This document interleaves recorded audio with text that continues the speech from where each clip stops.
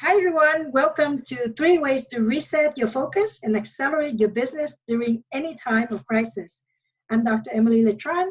I am a dentist by training. I'm also a certified high performance coach. I'm an international speaker, marketing and business strategist, an author. I put on events called Action to Win to help business owners and entrepreneurs grow their businesses. And I'm also known as the best mom in the world. I want to start out this presentation by giving you a gift. You can go to your phone, text the word FAST to 21777. You're going to get an ebook that outlines my strategies for growing my businesses for more than 24 years.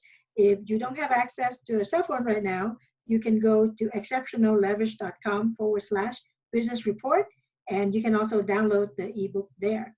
A little background about myself. I was actually born in Vietnam back in the late 60s. That was during the Vietnam War. So growing up, every night when I watch on TV were just horrific images of war. There were dead bodies. There were people fleeing villages, a lot of propaganda. In 1975, the Vietnam War ended, the Americans left, and the communists took over.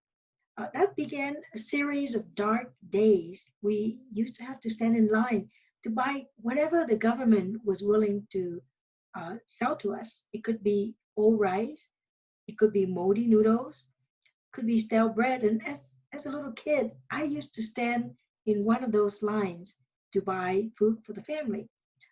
1 year after the communists took over, my mother passed away due to cancer. I was 8 years old. And a couple of years after that, Vietnam was going to go to war in the north with China and in the west with Cambodia. And at this time, they were drafting all the young men to go to war.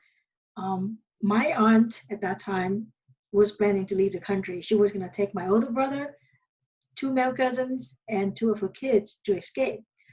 I'm a girl. I wasn't going to be drafted, but my dad told me, "You're the oldest girl in the family.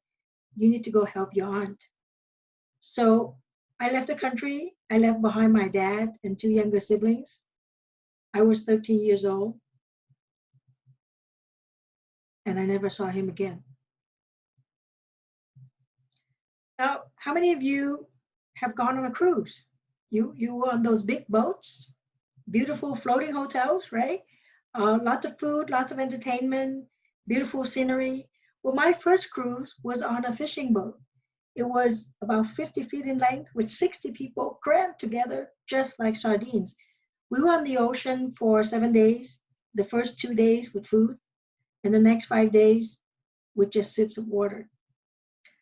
How many of you have been to an exotic location? Maybe it's an all-inclusive location, beautiful beaches, lots of food, lots of drinks, lots of entertainment. My exotic location was a refugee camp where we live in makeshift shelter with limited food, water, and electricity. So when I came to the United States, my luggage were hope and faith. I remember trying to learn English. Every night I would stay up to translate almost every word from English to Vietnamese so I could learn what was being taught to me. At home, the big blue book that you see there, that was my dictionary. I would go to that one every night to translate. And then the yellow dictionary on the side, that's the one that I take with me to school. And sometimes I would open it under the table to try to look up words. I used to drive an old car. It's a 1984 Nissan Sentra. And one time it left me just right on the freeway when I was driving back from the county hospital back to UCLA. Left me on the side of the road. There was no cell phone back then, so I would be standing on the roadside on the freeway, jumping up and down, trying to wave somebody down so that they would stop by and help me tow the car back to a shop close to school. I took my car to the shop, and I knew very well that I didn't have money to take it out because my scholarship check and my grant checks, they weren't coming for another 2 weeks. And so I remember walking around in class trying to borrow money so I could get my car out. And because of all of that, I was very driven. I finished my undergrad in 3 years, finished Phi Beta Kappa, magna cum laude. And then when I went to UCLA, I finished my dental degree and a master in oral biology in the same 4 years. This is actually a picture of me walking out of Royce Hall on graduation day. Looked pretty good back then, huh? So, when I finished school, I got married, had 3 beautiful children. I bought my first dental practice, my second dental practice, my third dental practice. I was busy every day. I would wake up, get ready, take my kids to school or to the babysitter, and then I would go to work. I would work from 9 to 2, and then I take her from 2 to 4 to pick up my kids, take them again to the babysitter, or when they were older, sometimes they went to work with me, and then I would come back to work and work from 4 to 6. And all of this was going on. I was doing well, running 3 practices. Then one day, my son, he was in 2nd grade, he came to me and he said, "Mom, next week we have a recital, a recorder recital." I don't know if you guys know what a recorder is, but it sounds terrible. Anyway, he said, "I have a recital, and it's going to be 11:30 on Tuesday morning, and I want you to come." And I'm thinking about it, and why would somebody have a recital in the middle of the morning? I mean, I would have to leave work at 11, go there by 11:30, sit there, and take pictures for about 20 minutes, and then drive back to work for a couple hours. Then at 2 o'clock, go pick him up and repeat my day again. So I got a little bit frustrated. I went to my older daughter, she's 4 years older, and I said, "Jennifer, I don't remember going in the middle of the day to watch a recital recorder for you when you were in 2nd grade." And Jennifer looked at me and she said, "Mom, I did have a recital, but you just didn't come." And that was a slap in the face, because here I am. I'm thinking that I'm doing a good job of running 3 practices, and I go and I pick up my kids from school, and I do great work in the office. But I was so busy, I missed a special moment in my daughter's life. And that's when I made the decision that I'm going to do everything I can to learn to be productive, to maximize my time at work, so I can never miss another special moment in my daughter's life again. And in times of challenge, when you think about it, in crisis, your boat story, like my boat story, coming to the United States and living in refugee camp and overcome a lot of challenges, your boat story maybe now. And your state of the union right now, when you're in the middle of a crisis, it could be uncertainty. You're not sure what's holding for you in the future. You may have fear. You have frustration, because usually you know what to do, but maybe at this time, you're not sure what to do. You have doubt. You feel overwhelmed. Sometimes you may feel lack of support. You would go online and look up on the Facebook group, and you have all these, opinions that people are giving to you, but that doesn't mean that is the correct support. That doesn't mean that it's the correct guidance. And so your time to change is now. But sometimes you have to pivot, because if you do the same thing, you're going to get the same result. Your turning point is now. And because I believe that in order to be successful, you have to have training. And the training that I'm specifically talking about is in high performance, is knowing what to do in time of crisis, because that is what you have already been training yourself to do day after day, weeks after weeks. It's the high performance habits and high performance strategies. So in any kind of crisis, what I would advise you to do is focusing on 3 things. First is on ROI. ROI is return on investment. What you do right now, what you do today, what are the results? What are the feedback? What do you get back from what you invest in, from what you dedicate yourself to doing, the actions that you're doing? What kind of ROI are you getting from that? The second one is you want to maximize team potential. The team potential here in the business setting, it could be you, your potential. It could be your team members. It could be the experts that you work with. And thirdly, it's going to be focusing on communication and reactivation of the customers, the clients, the patients that you already have.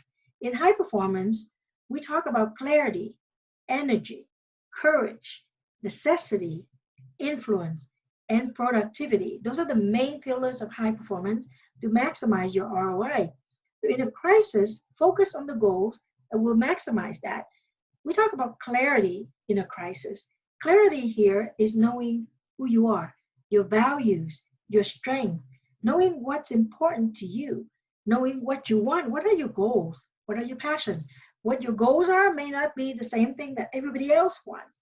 Your passion may not be the same thing that everybody else have. Know how to get to what you want. Have a plan to achieve your dreams.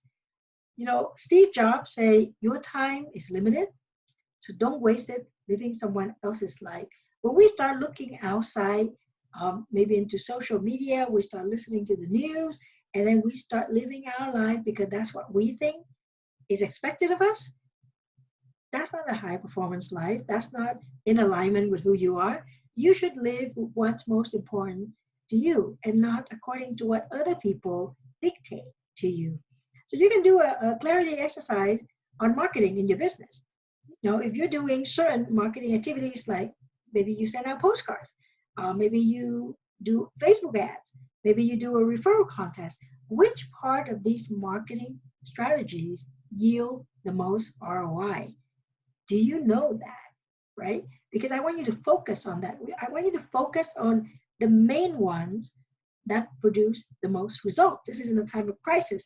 We can't do everything. We got to focus on what is most important. If you're running a business, think about how you can go beyond your customers, your patients, your client base. Maybe you can cross-refer to other industries, to other businesses that are serving a similar clientele. So for example, if you're a dentist office, maybe the chiropractor would be a good group to cross-refer to. Maybe an optometrist would be a good group. If you are an orthodontist, you do braces, a pediatrician is definitely one of your target market. If you're an attorney office and you do, let's say, tax laws, right? Then connecting with a CPA would be a good cross promotion. So think about those.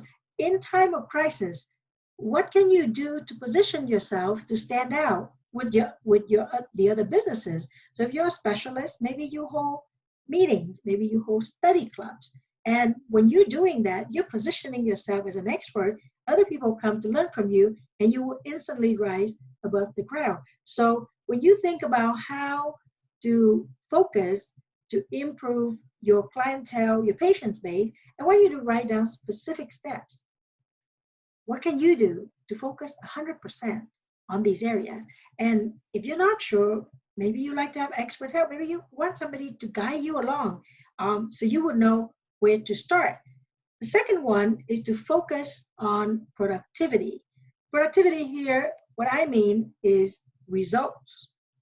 Not just because you're busy that you're being productive.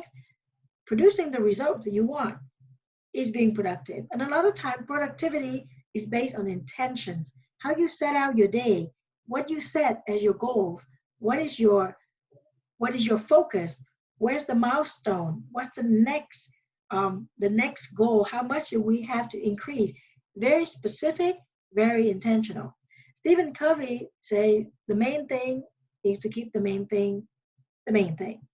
And a lot of time when we go out, going on our day, we get distracted. These are some of the weapons of mass distraction, right? You got Facebook, you got Twitter, you got Instagram, you got LinkedIn, you got your email, you got your text that's constantly bing, bing, bing, bing, bing to you. How many people have ever gotten online and they say, okay, I'm going to go look up something, and the next thing you know, you're on Amazon?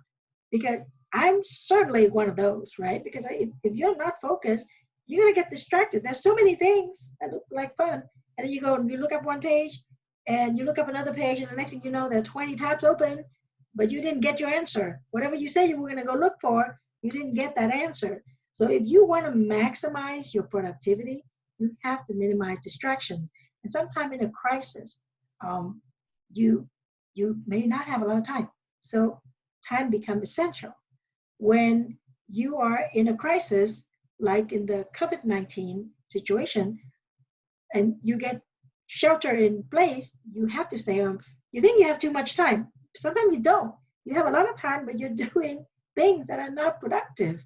You sitting on the couch, you're watching Netflix.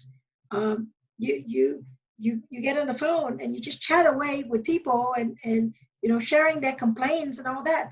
It's not being productive. If you want to pivot and focus and grow during a time of crisis, you got to do only the things that are productive. Now, if you think about you running a business and you have a team and you want to maximize your team productivity, ask yourself some questions. You know what you want, or maybe you don't, right? You know what you want. What's your next goal for the quarter? What is the next goal for the mid-year? What's the next goal for the end of the year? You know what you want, or maybe you don't know clearly. Do you know what you expect? Do they know what you want? Your team, do they know what you expect? Do they know their goals? Do they even know how to achieve their goals? A lot of time when I'm coaching clients and I'm talking to the team, they don't know what you want. They don't know what they're supposed to do. And they don't have the tools and the training to do whatever it is that you want them to do. So when you're expecting things from people, whether it's your team or your customers, or maybe the experts who are helping you with, and the experts here, could be the attorney, it could be your CPA, it could be people who are selling products to you. Do they actually know what you want and what you expect? Because a lot of times what happens is we don't communicate. We don't communicate that very clearly at all to people. I want you to think about the 80-20 rule. The 80-20 rule say 20% of your people are giving 80% of the result. So 20% of your team is giving 80% of the result. 20% of your customers are buying 80% of your products or services. So it's your job to identify who are the 20%. When you're in a time of crisis and you want and you need to refocus, you want to know exactly who are the important people, the important customers, the important team members. And let's say you pick out the team members, and are they engaged? Are they fully engaged? If they're not fully engaged, what can you do to train them, right? In productivity, it could be the soft skills that sometimes you don't think about. The people skill, the phone skill, the presentation skill. Maybe it could be a technical or clinical skills. All of those put together is going to increase the productivity. But you want to identify the people who are engaged. So you put your focus, you invest the time, maybe the money, into those team members. You cannot make a C team member into an A team member. If you don't have anybody else to do the work, then yes, you're going to put up with the C. But once you are able to get a different team member, then you don't want to put up with the C, right? And if people are not engaged, you don't want them because, again, they're 80% of them producing 20% of the result. And so the sooner you identify them, the sooner you can improve your work. Take a picture of this slide. This is one of my favorite slides. It's about cutting 5 minutes every hour. If you're doing a task and it's going to take you 60 minutes and you tell yourself, you know what, I need to cut 5 minutes from this. I'm going to shave off 5 minutes. I'm going to trim off 5 minutes, maybe because I'm yak too much, or maybe they take too much time to set up, or whatever it is, right? Try to save 5 minutes. When you cut down 5 minutes per hour, and you're working an 8 hours a day, you're cutting down 40 minutes a day. If you're working 5 days, you're cutting down 200 minutes in a week. If you're working for a year, 48 weeks, let's say you have 4 weeks of vacations or holidays, now you're cutting down 9,600 minutes for the year. 9,600 minutes is equivalent to 160 hours, is equivalent to 4 weeks, which is 1 month per year. Which one of us cannot use an extra month per year, right? We can all use an extra month per year. And here we are complaining that we don't have enough time, there's too much to do.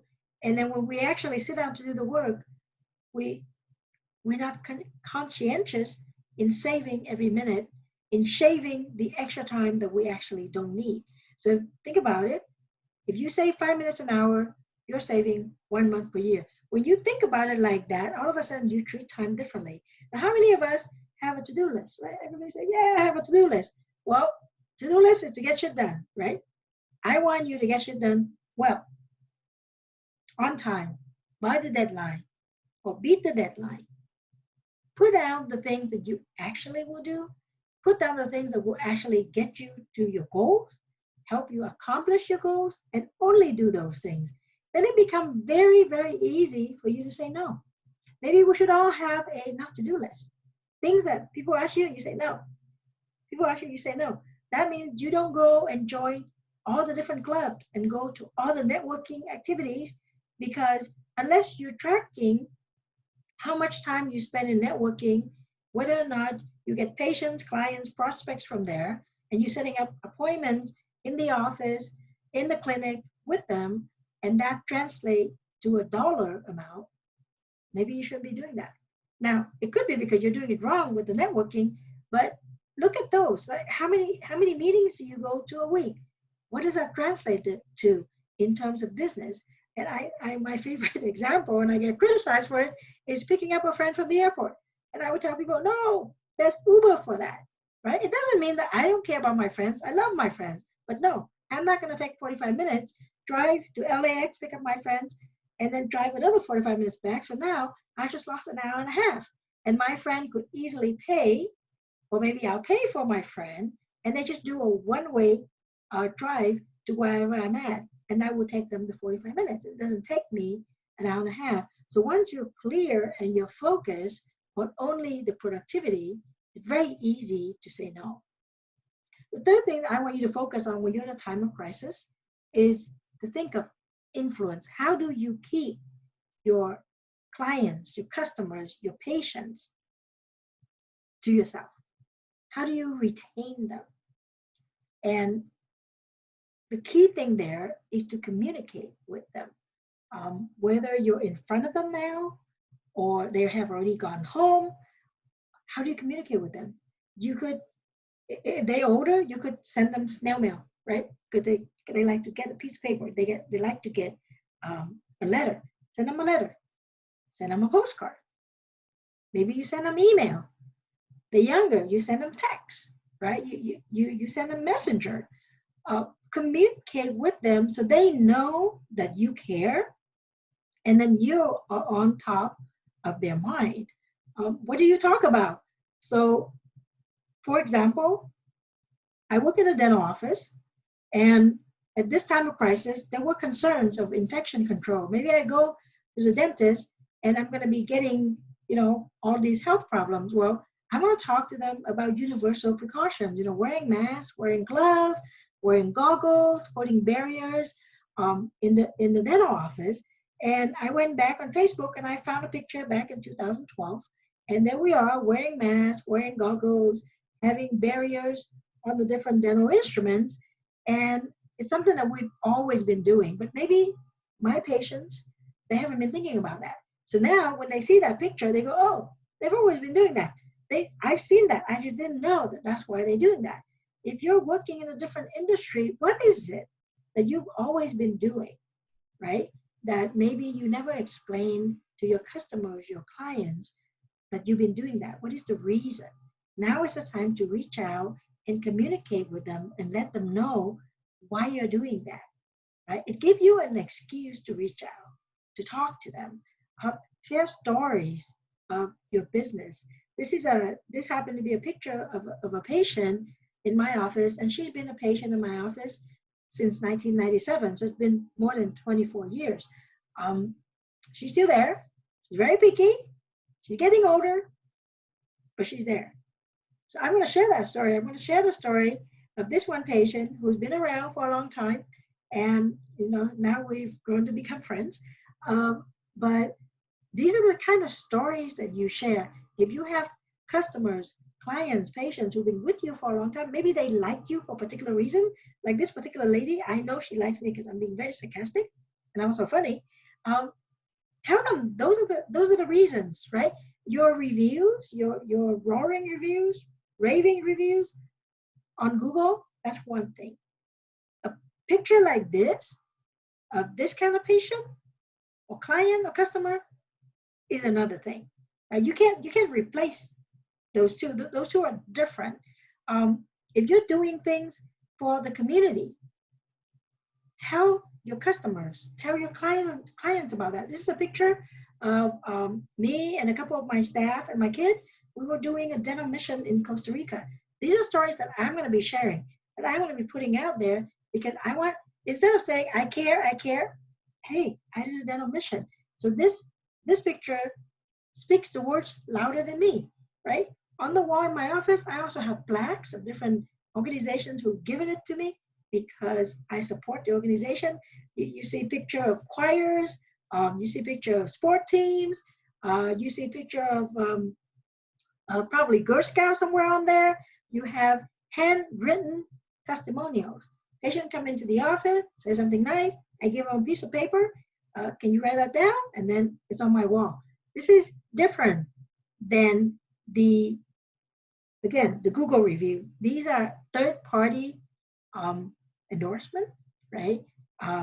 These are social proof that are living on your wall in your business. So get these, have a variety. Not everybody is going to go on Google and look at the reviews. Not everybody is going to go on Yelp and look at the reviews. I personally, I don't do that because my kids do that for me. But this means a lot to me because they are handwritten, and the plaques and the certificates, they come from these organizations and they're on the wall, so I can brag about them. If you have time on your hand, time of crisis, you want to position yourself as being different, write something, write a blog. This is a handbook that I wrote. It's called The Ultimate Guide to Having a Beautiful Smile. I invited you earlier to download the ebook. That's something else that I wrote, right? And it's all sharing my expertise, sharing my story, and letting you know what I can do for you. I'm also writing for some of the dental journals, right? So in industry specific, it doesn't matter. Your customers, your clients, they may not be reading that, but when you share with them that you do this, it elevates you to a next level. It elevates you as an influencer, as somebody who's important. Maybe you're on TV. I was interviewed on TV in a segment called Asian Voices, and we share our heritage. You know, the story I came here, what I've been able to do in the community. Share that. Let them know that you've been on there. So I know I have a lot of, I gave you several ideas, several things that you can work on in a time of crisis. You reset, you focus on what you do to maximize your ROI, only do those activities. You focus on productivity, you're looking at where you can leverage your time and leverage your team, the 80-20 rule, and then you position yourself as an expert by constant communication with your patients, your customers, your clients. That's how you're going to position yourself to come out of the crisis. And sometimes when you hear multiple ideas and new things, it looks like that little ball of thread, right, or yarn. It's all jumbled up. But if you have somebody to help you sort it out, focus, strategize, then it looks like the nice yarn that is going on to that little thing. It's all organized. So that's what a coach or a mentor can do for you, because they help you straighten out your thoughts. They help you organize your thoughts. They help you refocus. And I invite you to join me in my training, because I am one of those people who can help you organize your thoughts and get things all straightened out. You can come and join me on my 5-week training. It's called Stress to Best, from Stress to Best. And we can start strategizing how to reset in a crisis. We can learn how to understand ourselves better. In the pillars of high performance, like I mentioned, clarity, energy, productivity, courage, influence. And I want you to think, what would your best day, your perfect day look like, right?